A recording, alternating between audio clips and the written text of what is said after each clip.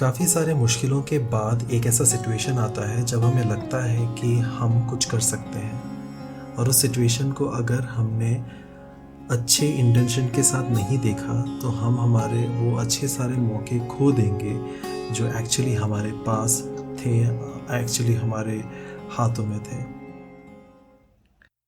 गांव के कुछ बच्चे हमेशा क्रिकेट खेलने में बड़े प्रोएक्टिव हुआ करते थे, पर उनके पास पैसे नहीं होने की वजह से they couldn't buy stuff like bat and ball.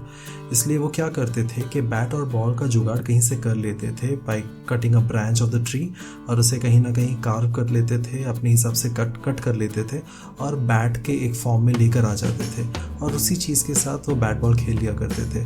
उनके पास बॉल नहीं होता था तो जो पेपर्स हैं, प्लास्टिक कवर्स हैं, उन सभी चीज़ों को रोल कर रबर बैंड वगैरह लगाकर वो बैट और बॉल क्रिकेट जो है वो खेल लिया करते थे। बात यहाँ पर ये आ गई थी कि एक दिन सत्या जो उनके साथ खेलता था, सत्या करीबन 10 या 12 साल के बीच का एक बच्चा था। He was very proactive and he loved cricket. उसके पापा को ये बात का एहसास हुआ कि सत्या को क्रिकेट खेलना बहुत पसंद है, तो पापा ने ट्राई किया कि he will buy a ball and give it to Satya.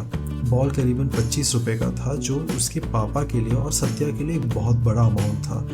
He went and he got that ball and gave it to Satya, and Satya was very happy and surprised कि उसके डैड ने उसे ये गिफ्ट दिया है जो अब तक किसी बच्चे ने वहाँ पर एक अच्छे बॉल के साथ गेम नहीं खेला था।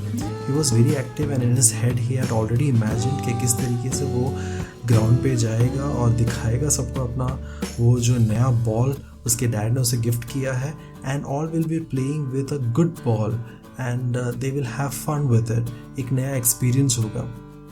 जिस तरीके से सोचा था वो वैसे ही वहाँ पर पहुँचता है, और उसके दोस्त बहुत खुश होते हैं ये देख कर के कैसे उसके डैड ने उसे वो बॉल गिफ्ट किया है। And definitely that dignified feeling inside कि मैंने नया बॉल अपने टीम को गिफ्ट किया है, मैं खरीद के लाया हूँ या मेरे डैड ने गिफ्ट किया है मुझे। So definitely all this things was making him really feel good. और उस दिन he played the game, he hit lot of sixes and all this things. But ये सारी चीज़ें जब हो रही थी, एक बॉल ऐसा गिरा जो थोड़ा सा बाउंसर था और उसमें उसने हुक मार दिया, and the ball went and dropped into a gutter. A big problem, right? अब वो नया बॉल था और वो गटर में गिर गया, जिसके वजह से सारे बच्चे जो है वो इकट्ठा आ गए कि यार बॉल तो भी निकालना पड़ेगा।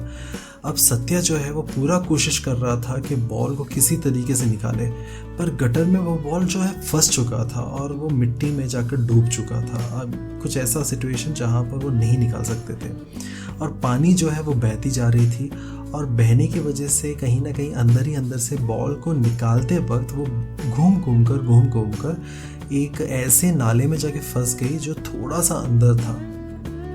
सत्य बहुत परेशान हुआ, उसे लगा कि अब मेरे हाथ से ये बॉल छूट सकता है। He felt that these things are impossible, but फिर भी कहीं ना कहीं उसके मन में दो बातें थी, और वो दो बातें ये थी कि उसके डैड ने इसे बहुत प्यार से उसके लिए खरीद कर लेकर आया है, and he has spent almost 25 rupees, which is a big amount for Satya and for his father.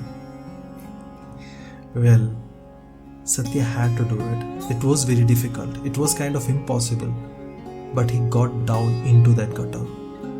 He stepped inside and he actually took the ball out, getting into that hole or the pit where it was actually stuck. He felt it is difficult. He felt it is impossible. But eventually उसे समझ में आया कि कोई भी चीज़ें impossible नहीं होती। He has to give a try, and he tried it. Definitely जो तरीका जो था वो थोड़ा सा मुश्किल से भरा हुआ था, but he give his best, and when he give his best everything turned out to be best.